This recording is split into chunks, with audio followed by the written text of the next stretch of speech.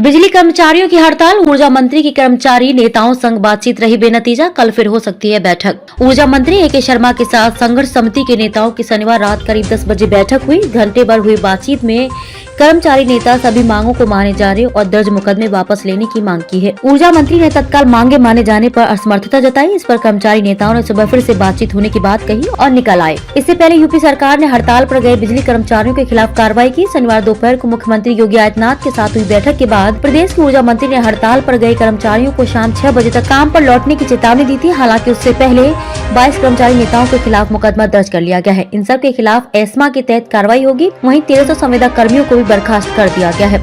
हड़ताल के चलते राज्य के कई जिलों में बिजली संकट उत्पन्न हो गया। फैक्ट्रियों में उत्पादन ठप हो गया है और जलापूर्ति भी बाधित हो गई है। ऊर्जा मंत्री ने बैठक के बाद मीडिया को संबोधित करते हुए बताया कि मुख्यमंत्री को पूरे मामले से अवगत कराया गया है। विद्युत कर्मचारी संघर्ष समिति के 22 नेताओं के खिलाफ FIR दर्ज कराई जा रही है। इन लोगों के खिलाफ एस्मा के तहत कार्रवाई होगी। इनमें से 6 को निलंबित किया जा रहा है। ऊर्जा मंत्री ने बताया कि संविदा कर्मियों के खिलाफ भी कार्रवाई की गई है। अब तक 1332 की सेवा समाप्त की गई है। शाम तक अन्य लोगों के खिलाफ कार्रवाई होगी। किसी को भी बख्शा नहीं जाएगा। सभी से अपील है कि जनता और अपने परिवार के हित में काम पर लौटे। 4 घंटे का समय दे रहे हैं। शाम 6 बजे तक नहीं लौटने वालों को बर्खास्त कर दिया जाएगा। जहां बर्खास्त कर रहे हैं वहां दूसरी एजेंसी इंजीनियरिंग कॉलेज से छात्रों को ले रहे हैं और नए लोगों की सेवाएं लेंगे। ऊर्जा मंत्री ने कहा कि कुछ संगठन 5 दिन से हड़ताल पर हैं। उनसे बात करने का प्रयास लगातार किया जा रहा है।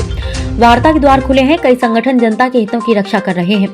वे निष्ठा के साथ काम कर रहे हैं। इन सभी का आभार है। कई निजी कंपनियों ने उत्पादन इकाई में मदद की है। उत्पादन क्षमता 28 मेगावाट की है। जरूरत कम है। 24 घंटे में आंधी तूफान की वजह से काम प्रभावित हो रहा है। कुछ जगह कर्मचारियों ने समस्या खड़ी की जिसे निष्प्रभावी कर दिया गया है।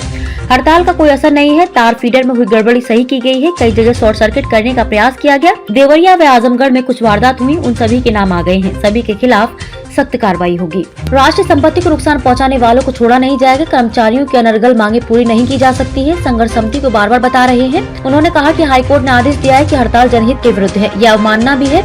कोर्ट के आदेश से सभी को अवगत करा दिया गया है। इसके बाद भी कर्मचारी हड़ताल पर बैठे हैं। अब कॉर्पोरेशन उनके खिलाफ कार्रवाई करने के लिए विवश है। संघर्ष समिति हाईकोर्ट के आदेश का पालन नहीं कर रहा है। नेताओं के करीबियों के 3-4 वीडियो भी सामने आए हैं। इसका मतलब है कि उन्हें जनता की तकलीफ से कोई मतलब नहीं है। इन नेताओं को किसी की फिक्र नहीं है। ऐसी परिस्थिति में यह राष्ट्रहित के खिलाफ है। इसके पहले मुख्यमंत्री योगी आदित्यनाथ ने शनिवार दोपहर ऊर्जा मंत्री ए.के. शर्मा सहित विभाग के अफसरों के साथ बैठक की। उन्होंने प्रदेश में 24 घंटे बिजली आपूर्ति के निर्देश दिए हैं और कहा कि हड़ताल पर जाने वाले कर्मचारियों के खिलाफ सख्त कार्रवाई की जाए। ऊर्जा मंत्री ने कहा कि कुछ संगठन 5 दिन से हड़ताल पर हैं। उनसे बात करने का प्रयास लगातार किया जा रहा है। वार्ता के द्वार खुले हैं। कई संगठन जनता के हितों की रक्षा कर रहे हैं।